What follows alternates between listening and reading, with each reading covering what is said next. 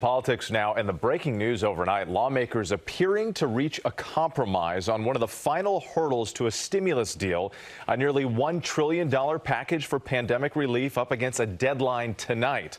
ABC's Rachel Scott joins us from Washington, D.C. with the very latest. Rachel, good morning to you. Whit, good morning. And it's been more than 6 months since Congress passed a stimulus package, but lawmakers say they are finally close to getting that deal across the finish line. With just hours to spare until a government shutdown, Congress finally reaching a compromise on a stimulus package, clearing the way for a vote in the House and Senate as early as today. If things continue on this path and nothing gets in the way, we'll be able to vote tomorrow. At stake, relief for millions of Americans out of work and fearing eviction. The American people cannot feed their families or pay their bills with Congress' good faith discussions. They need us to act.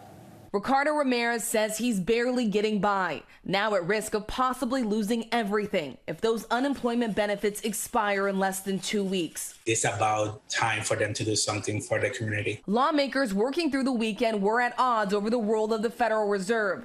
Both sides warning they were running out of time. We're quickly approaching an all-or-nothing situation. But just before midnight, Democratic leader Chuck Schumer signaled significant progress.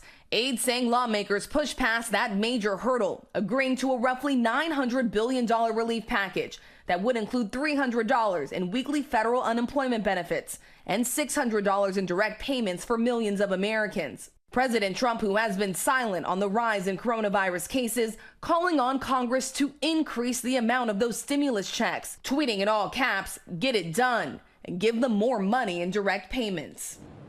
Democrats were pushing for those one-time payments to be $1,200, but Republicans wanted to keep the overall price tag of that bill down, which is why you're seeing those smaller amounts of $600 in direct payments to Americans. Whit?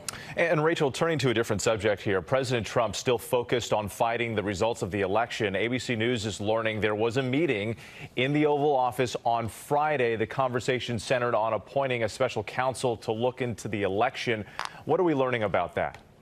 Yeah, Whit, and sources tell us that this was a very heated meeting, discussion on having Sidney Powell, who is known for pushing conspiracy theories, to lead that special counsel, advisors talking the president out of the move. But also in the room, Michael Flynn, the president's first national security advisor, who he recently pardoned. Flynn has been publicly urging the president to take these unprecedented steps to overturn the results of the election, including declaring martial law and bringing in the military to set up new elections in battleground states that the president lost. But the bottom line here is that the Electoral College has already cemented Joe Biden's victory. The president's legal team tried fighting that in state and federal courts, and he lost. Eva?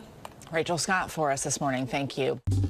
Well, hey there, GMA fans. Robin Roberts here. Thanks for checking out our YouTube channel. Lots of great stuff here. So go on, click the subscribe button right over here to get more of awesome videos and content from GMA every day, anytime. We thank you for watching, and we'll see you in the morning on GMA.